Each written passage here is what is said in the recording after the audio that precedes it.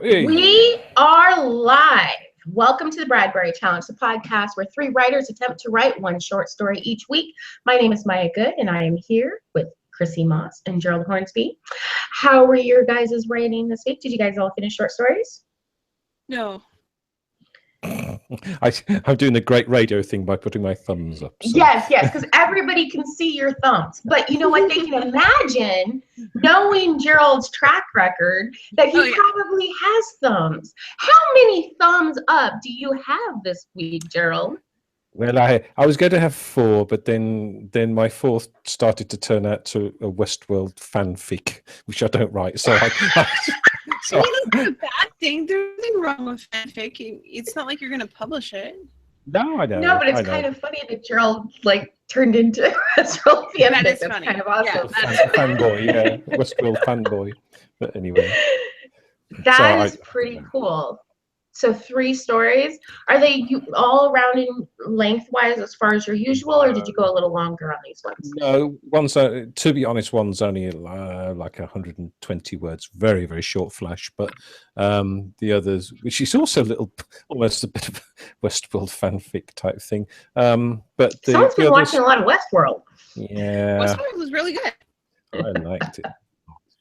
I especially like all the people on YouTube that were analysing each episode. Oh, yes. Oh, he got in deep. Yeah. Oh, very deep. Very deep. Oh, I haven't done that yet, but that is something I wanted to do, but I was waiting until I finished it, and I finished it finally, so now I can do that. Yeah. Okay, you know you're in deep to a series when after that you watch the episode, you're finding out what everybody else thinks online. You're watching the YouTube videos, and then all your fiction turns into fan fiction. Yeah. Gerald, are you okay? I'm Do we need to send somebody? Do we need an intervention? No. I'm cool. Gerald, we're here because we love you, and we need to have a conversation about Westworld. Yeah. Let's talk about it.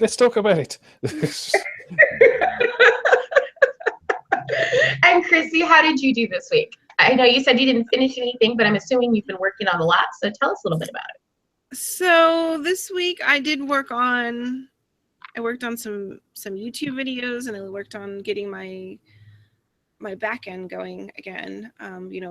Marketing and getting my newsletter. Yeah, she's got to clarify with me on this. Is that what you were thinking, Gerald?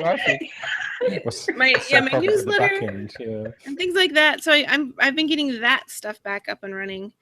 Plus, good. Christmas shopping and running around from one place to another. So I actually have written a whole total of 500 words this week. Okay. So were you having problems with your mailing list before, or was it just not optimized? I always have a problem with my mailing list because I just kind of forget it's there for a while, and then I remember to go do something with it.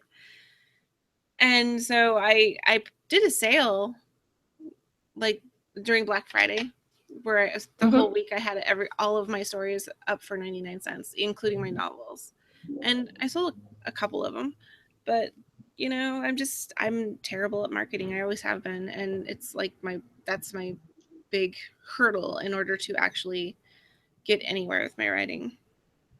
Yeah, I took my 4 short stories and I put them in KU just because I was just tired, and I was looking at my draft to digital numbers and I hadn't sold anything, so I was like, well, yeah, what difference does it make? It's short stories. And so I just went ahead and put them over there, and then I put them on a countdown deal, and I forgot to mail my mailing list. I was so tired. I just didn't tell anybody. It's like, what was the point of that? Right? I was like, oops, that was a missed opportunity. But I did do a YouTube video to let people know, and I did get 2 more reviews, which I didn't have. That's good. I mean, when you're talking short stories, they don't have that many reviews. 2 more reviews is 2 more reviews. So it was good in that respect, and I probably wouldn't have had those if I hadn't gone on YouTube and been like, hey, this is your opportunity to read them for free if you got Kindle Unlimited. Right. So that worked out for me.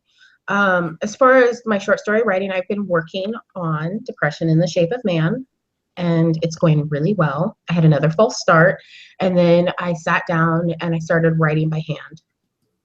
this is that story. Remember early Bradbury challenge I talked about? Like if it's an emotional story, if I'm having problems with the story, I just got to break out the notebook and write it by hand. And where I had to write the whole thing by hand. So I'm about halfway done. It's a longer short story. It's going to be about 6,000 words.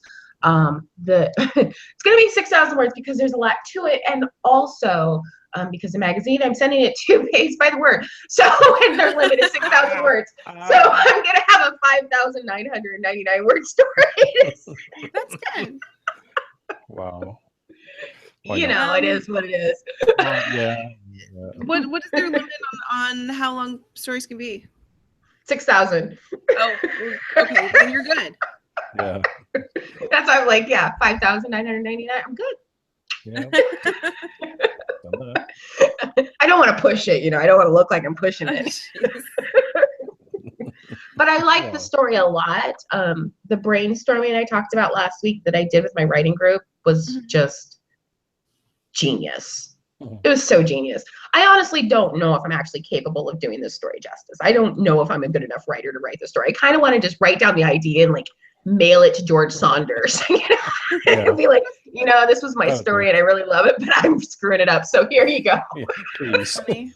Because he can really, like, I'm picturing George Saunders writing the story and it's kind of awesome. Yeah. But hopefully I can get like half awesome.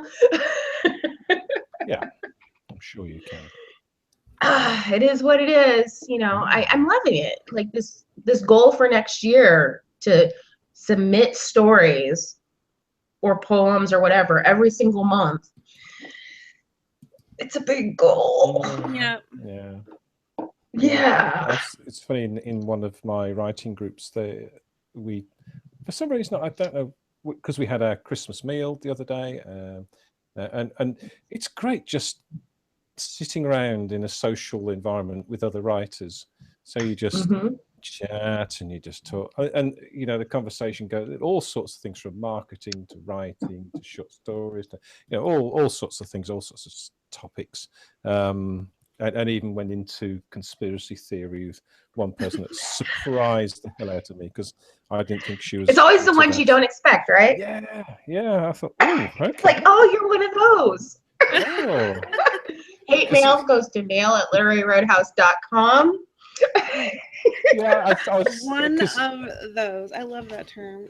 Because you're saying, well, you know, I know you write crime. What else do you write? I said, well, I do apocalyptic fiction, and oh yeah, what sort of stuff? And so I said, you know, you know, and I have this thing that I want to get out, you know, about.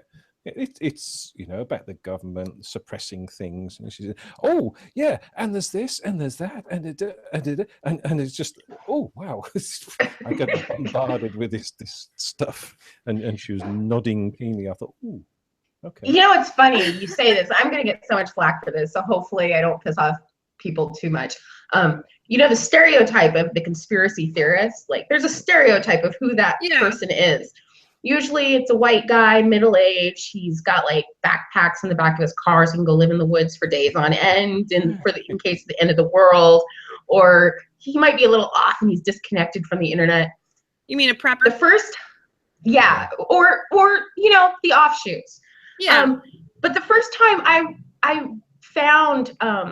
stumbled upon the Black conspiracy theorist. Ooh, yeah, it's a huge community. Like, no. It was like, whoa, I didn't know this exists. Oh yes, there are Black conspiracy theorists, and it goes deep. Wow. There's some really, really amazing conspiracy theories out there in the Black community. And what's messed up is a lot of them have like a core, like you can tell where they came from like a real event, and then they just went all off in all these different fields. And to the point where when I did a YouTube video about Oakland, I had someone come on my video and tell me not to be concerned about those people because it wasn't real. Which is like, I have friends that know people that died in that fire. And so I'm like, wow, even a completely benign video, I still stumbled onto Well, these conspiracy theories. The problem with conspiracy theories is that you have all the way from flat earthers and people who deny the Holocaust, all the way to people who were talking about the government spying on everybody long before Edward Snowden came out and actually said, yes, they really are spying on you. Yeah. So where do you draw the line, and which ones are actually real and which ones aren't? And so I don't know, but white people being invented by an evil black scientist. Really? I love that one. That's a new one. Actually, I kind of love it too. And I kind of want to write it as a short story because it's kind of amazing. That's kind of amazing, yeah. But I have a hard time even saying it with a straight face. And I know I'm offending all kinds of any people on here that, yeah, I'm just digging myself a hole. Okay, another topic. But when I stumbled upon that theory, that whole theory about like the aliens and you guys being a mutation, I was just like, whoa. That's great. Can I just go back to watching people pop pimples on YouTube? Oh, wow. Oh, awesome. Okay. Oh my goodness. Wow. That sounds creepy. Anyway. Yeah, just a little creepy. So, another topic. Now coming back to where I was before we got way loud onto this. Before you realized you were a mutation. Yeah, I know. Jeez. Yeah. So I was saying what I was planning to do next year, and it's I kind of do this every year. You get towards the end of the year, and I like to look back on what I've done this year, and how what I said I was going to do, and what I actually have done, and how far I failed and stuff. But it doesn't bother me. And then sort of put forward not like New Year resolutions, but just some sort of aims and goals for next year, which is it's sort of pretty good. I think it gives you some focus. Well, yeah, I think it definitely does. You're the only one of us who's actually completed the Bradbury challenge.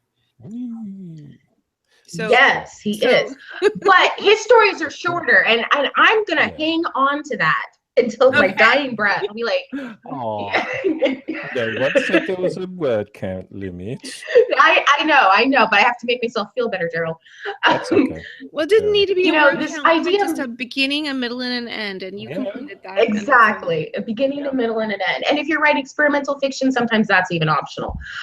That's true. So, Gerald, I've been thinking about the new year.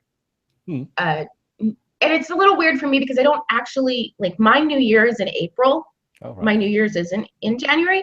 But for writing goals, January makes sense because so many of the big contests, they start really having due dates in January.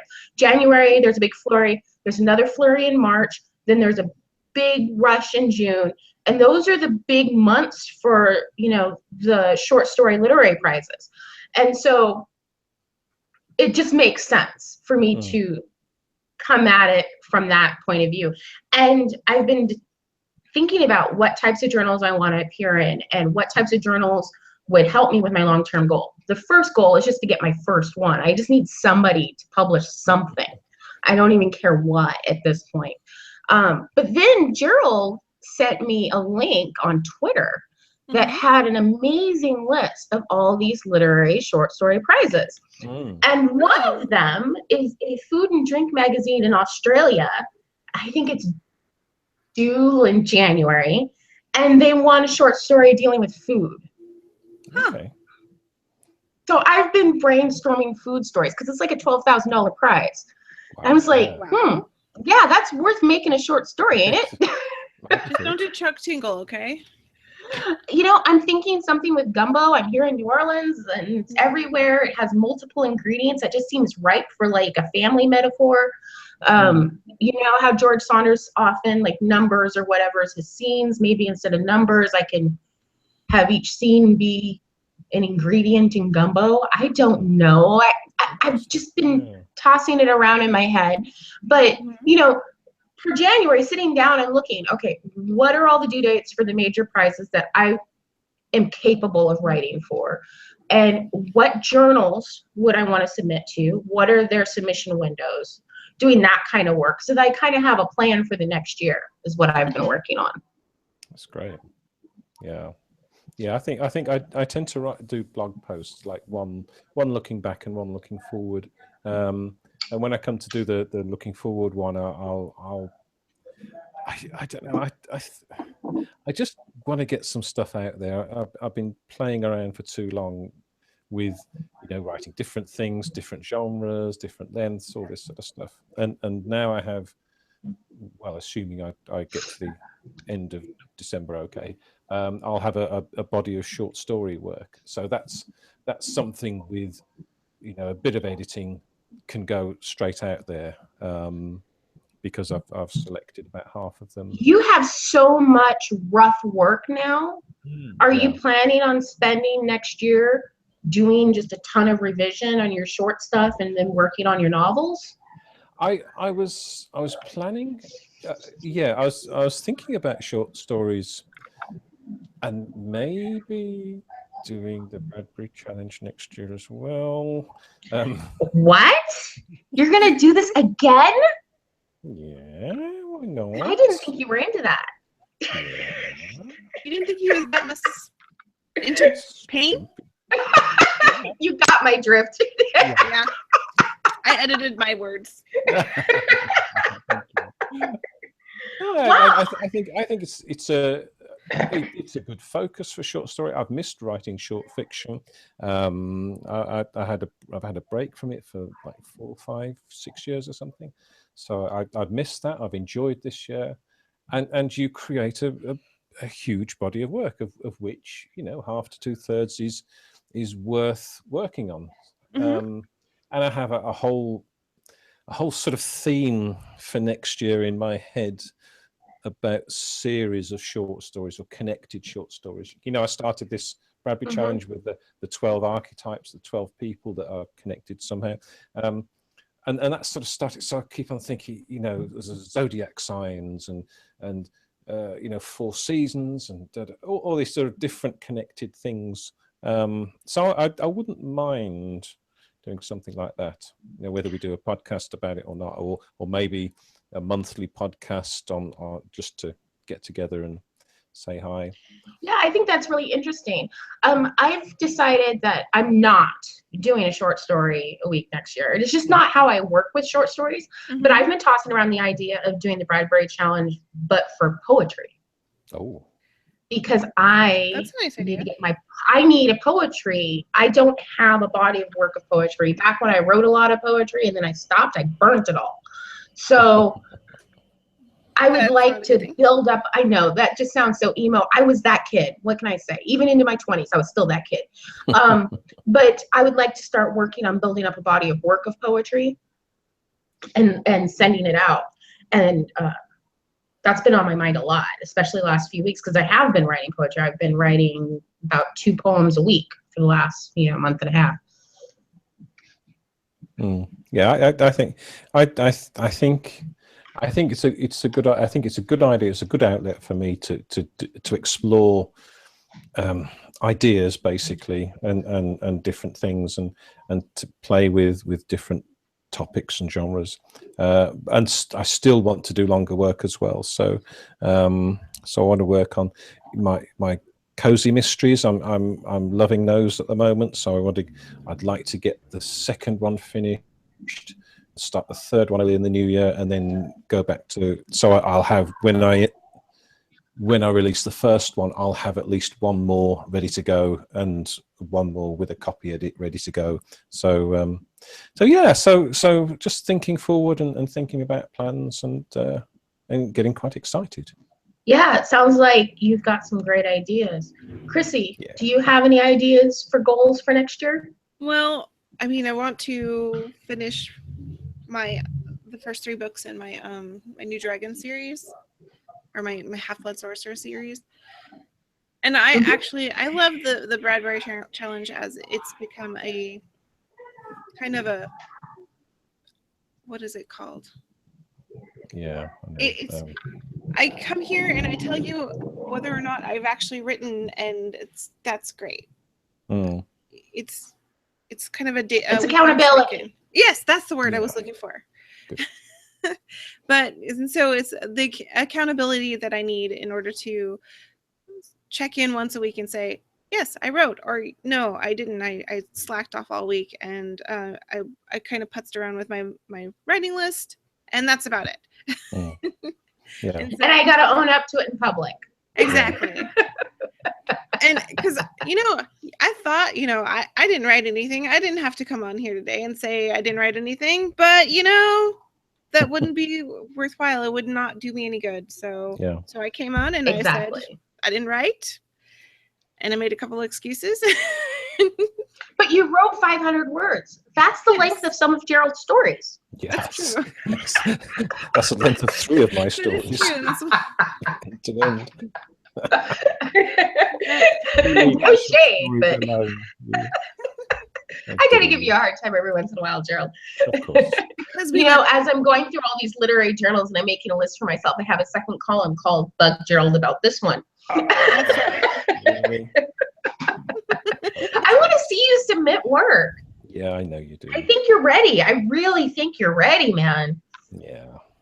Yeah. And the card By the contest way- is coming up soon. Yeah.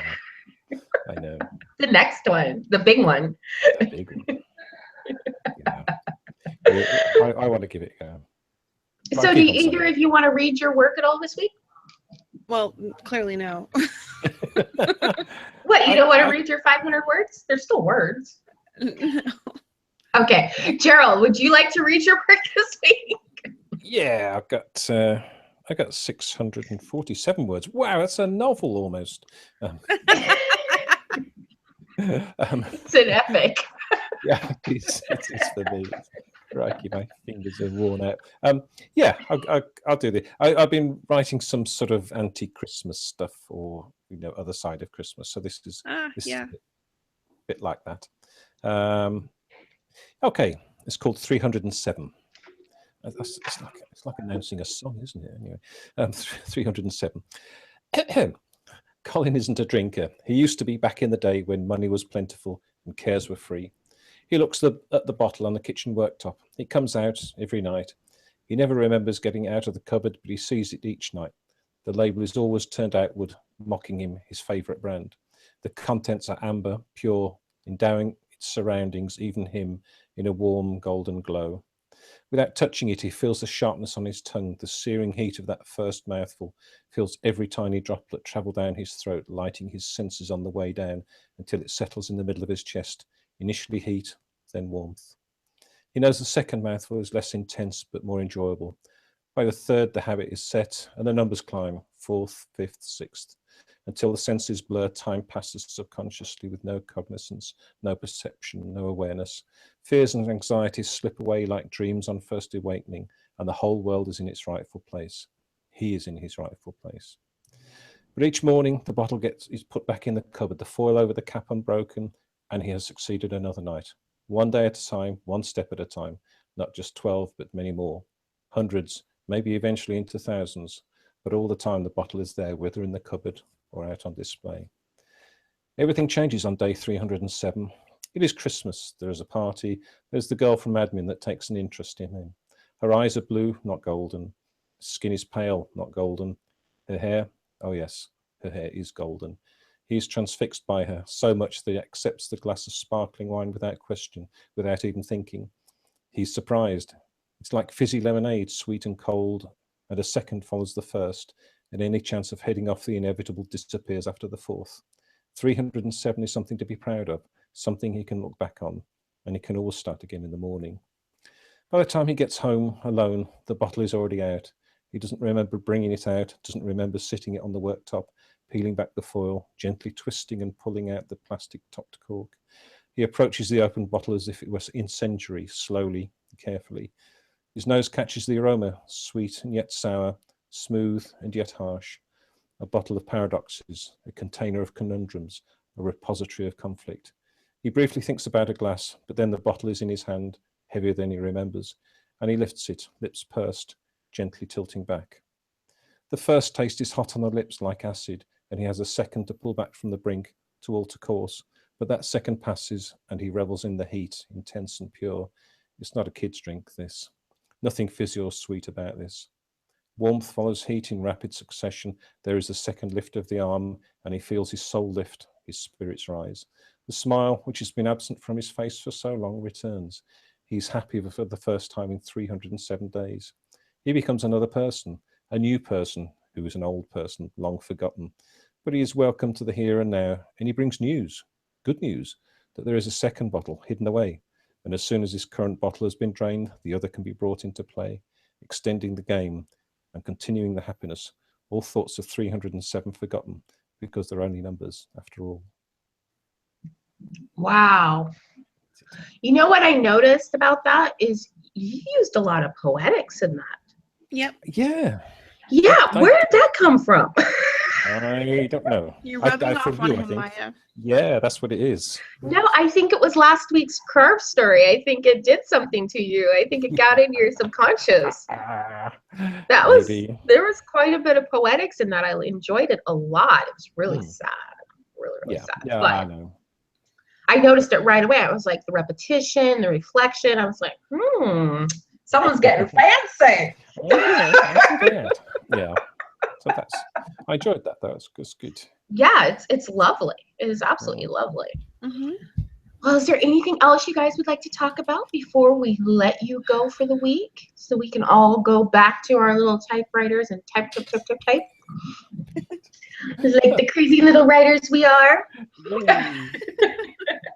My goal is I'm going to finish this by next week, and then I'm going to start revising it, getting it ready to send out. Very good. So there's that, and I'm not going to freak out about the fact that one of my stories that's on submission has already passed the median response time. Yeah, they normally would have responded by now. So I'm like, is this good news? Is this bad news? You know, who knows? Duotrope. Yeah. I love Duotrope. It's a website where you find journals to submit to, and then it tracks your stuff. But the one thing I hate about it is that you know when they've responded to other people. And you know, like the average response time and the median response time, and it makes me insane. So it really is not. Yeah, I could imagine. Yeah, it's been making me a little loopy all week. So I'm not going to go on Duotrope at all next week. Those are my two goals. Okay. Do either of you have goals for next week? To actually write? Well, you wrote 500 words. Let's be more specific. How many words do you want to write next week? 500 a day is like my minimum. Okay, you want to write 500 a day. How about you, Gerald? You going to go for 4 stories next week? Yeah. I don't know, but I want to write 1,000 words a day. Obviously easier for me because I don't have to do that horrible thing called work. What? So I don't. Well, it's if I know what I'm going to write, it's less than an hour, isn't it? So that's true. But yeah, it's that's what I tell myself too. Is like if I know that what never I'm writing, actually works out for it's me. like an hour. And yeah, the problem is it takes me 16 hours to know what I'm writing. Yeah, that is the biggest problem. Well, the problem is actually sitting your butt down and doing it for me, but yeah. Okay. Well, I'm really glad you guys were here. I'm glad we were able to record because we weren't sure if we were going to be able to record this week. It's just been crazy. So I want to thank you both for joining me and for cheering each other on. And it's just been amazing this year, seeing all the changes in everybody, right down to voice, and it's just kind of amazing. And I want to thank all of our listeners. If you guys would like to learn more about the Bradbury Challenge and all of our other shows, please visit literaryroadhouse.com. Ciao. Bye-bye. Bye.